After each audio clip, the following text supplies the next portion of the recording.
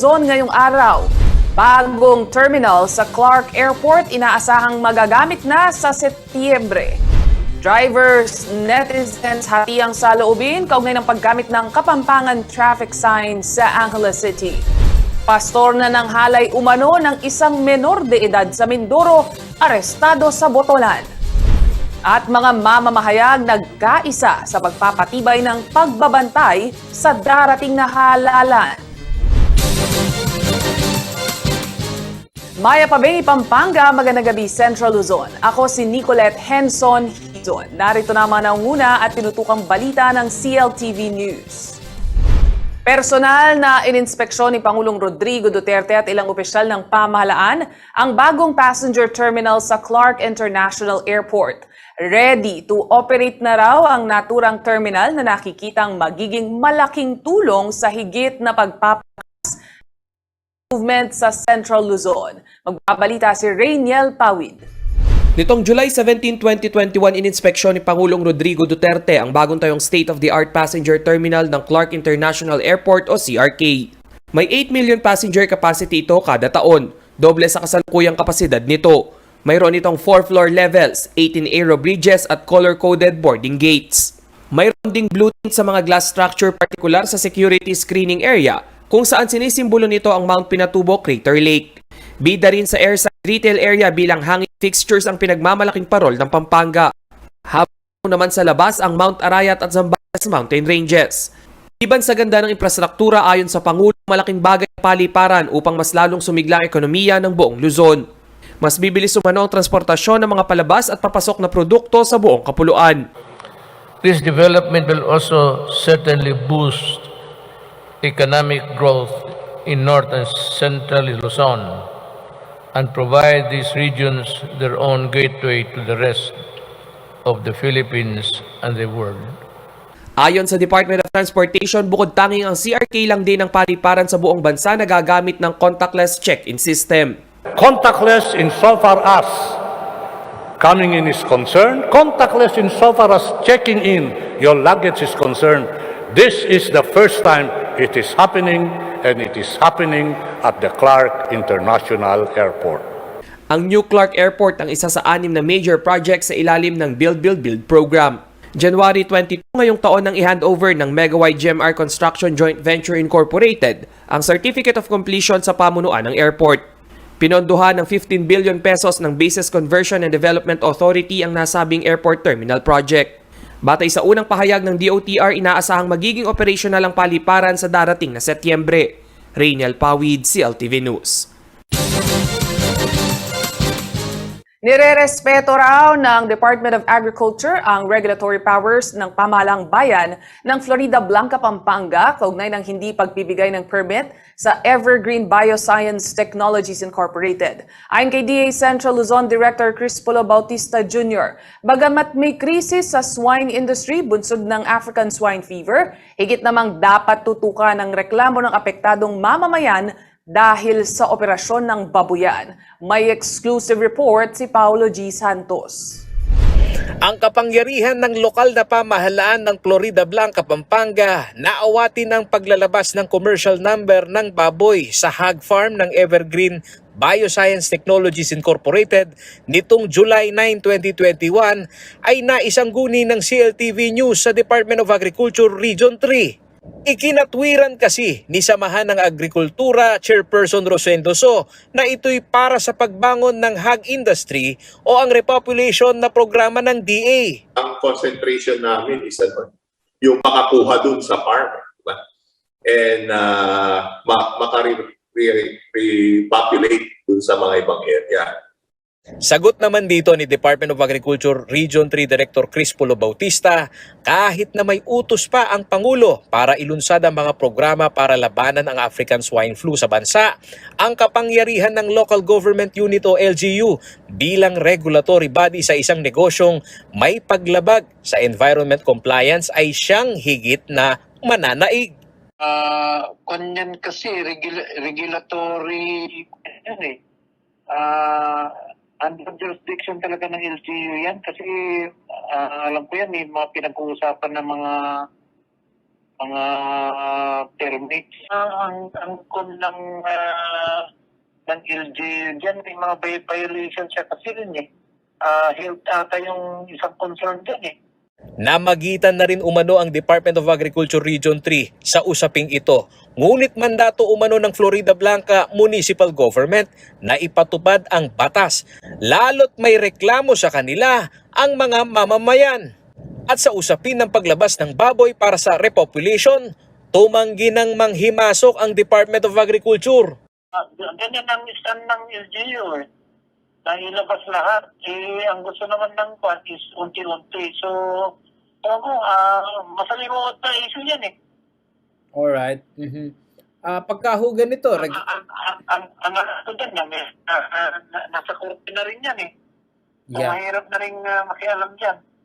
Samantala, nagsadya naman sa CLTV News si former Mayor Florida Blanca Eduardo Guerrero upang ipaliwanag ang kanyang panig sa pag-operate ng hog farm ng Evergreen Bioscience and Technologies Incorporated sa Barangay Gutad.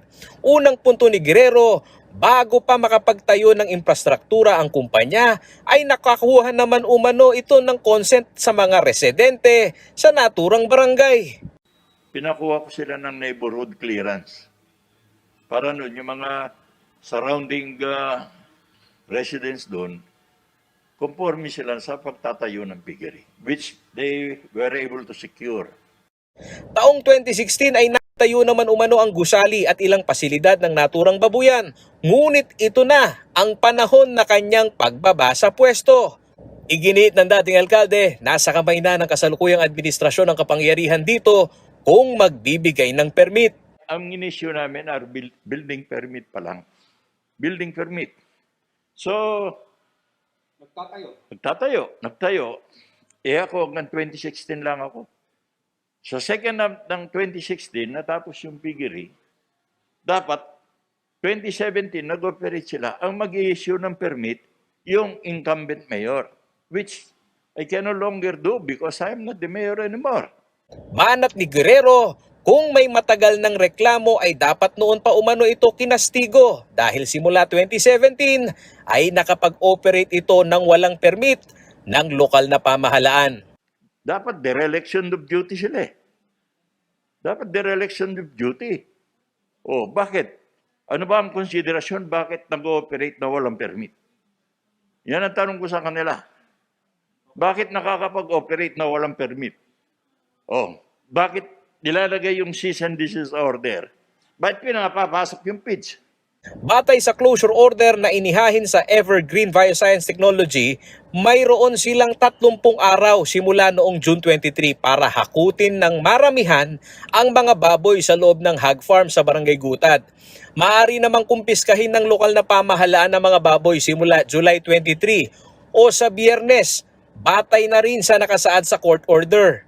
Nauna nang nanindigan si Florida Blanca Mayor Darwin Manalansan na kanyang uunahin ang kalusugan at kapakanan ng kanyang mga kababayan higit sa operasyon ng nasabing babuyan. Paolo G. Santos, CLTV News. Sa pagbabalik ng CLTV News, pastor na ng halay umano ng isang menor de edad sa Mindoro, arestado sa Botolan. At drivers, netizens, hatiyang saloobin kaugnay ng paggamit ng Kapampangan traffic signs sa Angeles City. Pagbabalik ang CLTV News.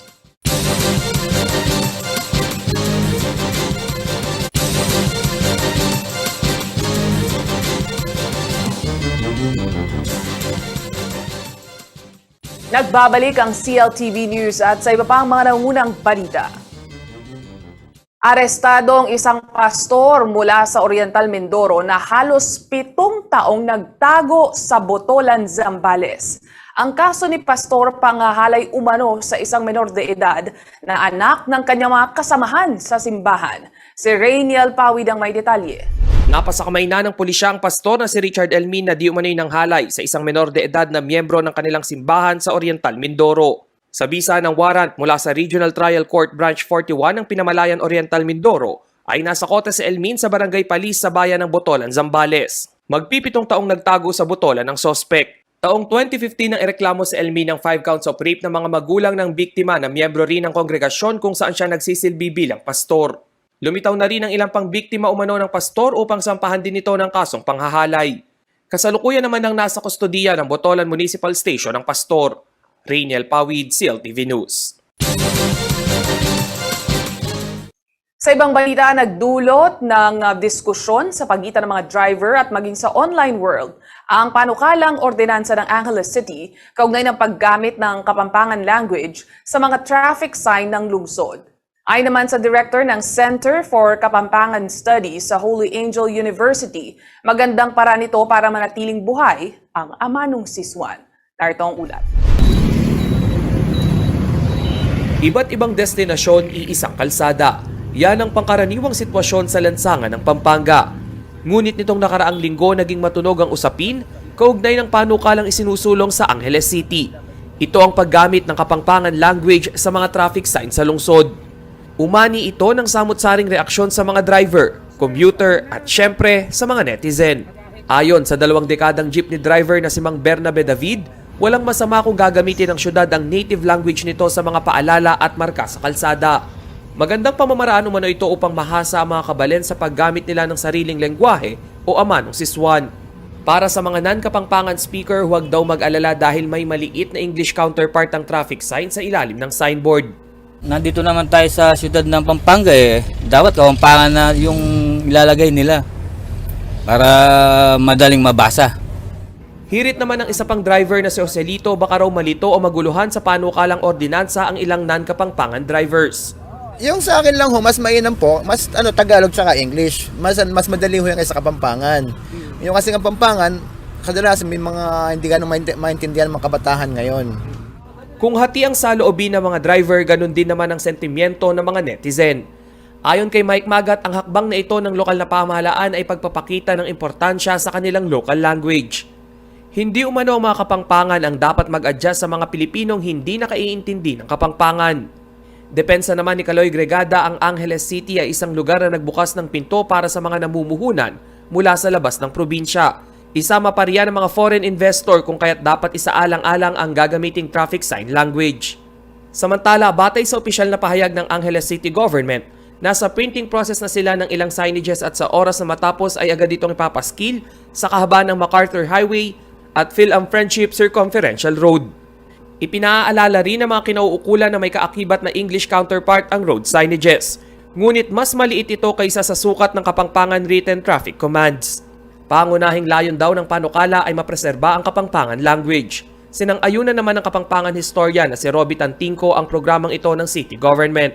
Wow, talagang very aggressive and proactive ang city government ng Angeles dahil talagang sinusulong nila yung pagpo-promote, pagpo-popularize ng ating Amanong Siswan, ang Kapampangan. Isang pamamaraan umano ito upang maipagpatuloy ang kultura ng pagsasalita ng Kapampangan lalo na sa ating probinsya, kung saan bibihira na lang ang mga kabataang matatas sa lengguwahe. Ang Kapampangan natin kasi, sinasabi nga nila, vanishing. At natitira na lamang ito sa siguro sa mga cultural show, sa mga literary show, sa simbahan siguro. Pero sa mga everyday life ng Kapampangan, sa halimbawa sa hospitals, sa accountancy firm, in the professions, wala na yan. Pero paalala niya sa local government, mag-campaign muna, parang information drive bago i-enforce, no? Hindi yung pagising sa umaga, magdadrive ka sa palengke, biglang makikita mo, iba yung nakasulat. Baka kahit Kapampangan, kapag nabigla ka sa nakasulat, baka mabangga ka o Ang Angeles City ang isa sa mga economic center ng Gitnang Luzon, kung saan iba't ibang tao ang nagtatrabaho mula sa iba't ibang panig ng Pilipinas at maging sa ibang bansa. Rainiel Pawid, CLTV News. Sa pagbabalik ng CLTV News, mga mamamahayag nagkaisa sa pagpapatibay ng pagbabantay sa darating na halalan. Magbabalik ang CLTV News.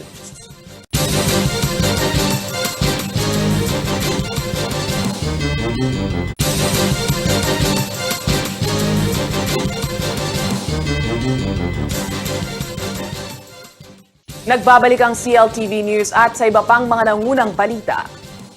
Hindi bababa sa 300 mamamahayag, media groups at news organization mula sa iba't ibang panig ng bansa ang nagkaisa at nangakong higit na paigtingin ang pagbabantay sa eleksyon sa susunod na taon. Isa ang inyong lingkod, CLTV, sa mga pumirma ng pledge para sa isang patas at mas mapanuring paraan ng pagbabalita na mahalaga sa isang demokrasya. Narito ang report. Huwag kukurap. Ito ang hamong muling sinumpaan ng nasa 300 mamamahayag, media groups at news organization mula sa buong Pilipinas, kabilang na ang CLTV nitong Sabado. Isang online event din ang isinagawa kaugnay ng naturang kampanya na layong higit na mapataas ang antas ng pagbabalita at pagsusuri sa darating na national and local elections sa taong 2022. Liban sa panawagan na paigtingin ang watchdog role ng media, layon din ang naturang media campaign na maging patas ang mga tagapagbalita at huwag magpagamit sa sinumang personahe at makisangkot sa korupsyon. Huwag kukurap. Ibig sabihin, bukas dapat lagi ang ating mga mata at labanan natin ang mga korap. Sabi nga sa Our Father, lead us not into temptation. Binigyang diin din ng Election 2022 pledge na ang integridad ng halalan ay hindi lamang nagsisimula o nagtatapos sa wastong bilangan ng boto, kundi maging sa malinis, legal at patas na pangangampanya.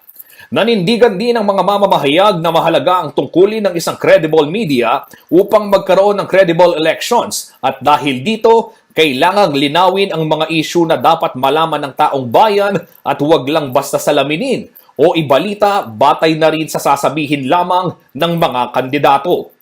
Part of what needs to be done is to reach out to the different communities with which the owners interact. Should they have a problem with this pledge, then let's get the discussion out there so that they can hear what the people are really saying.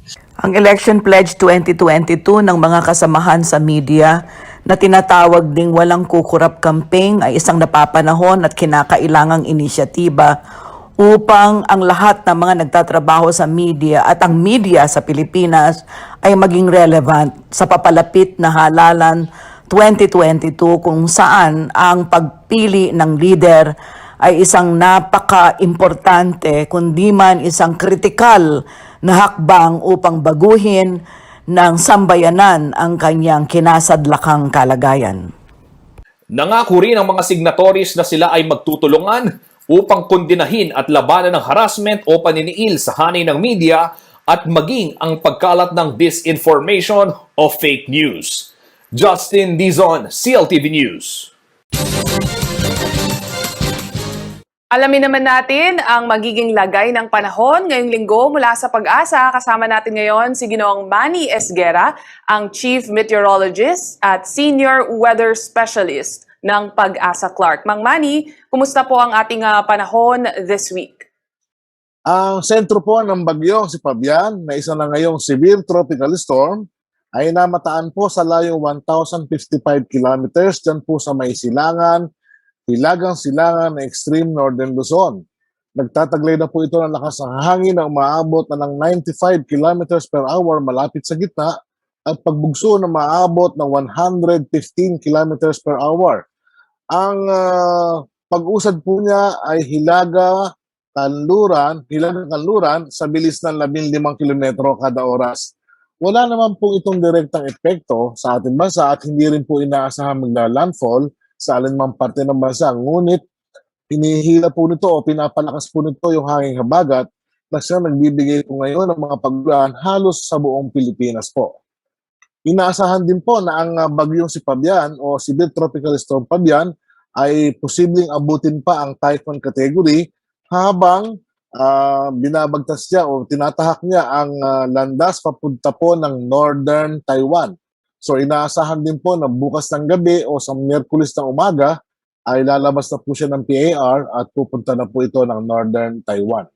Maraming salamat, Mang Manny Esguera mula sa Pag-asa Clark. Alamin naman natin ang iba pang mga balita mula sa iba't ibang panig ng rehiyon dito sa Central Luzon News Express, hatid ni JM De Jesus. Higit 400 contact tracers sa lalawigan ng Zambales sa Olongapo City ang sumailalim sa pagsasanay upang paigtingin ang kanilang kaalaman sa pagganap ng tungkulin kontra COVID-19.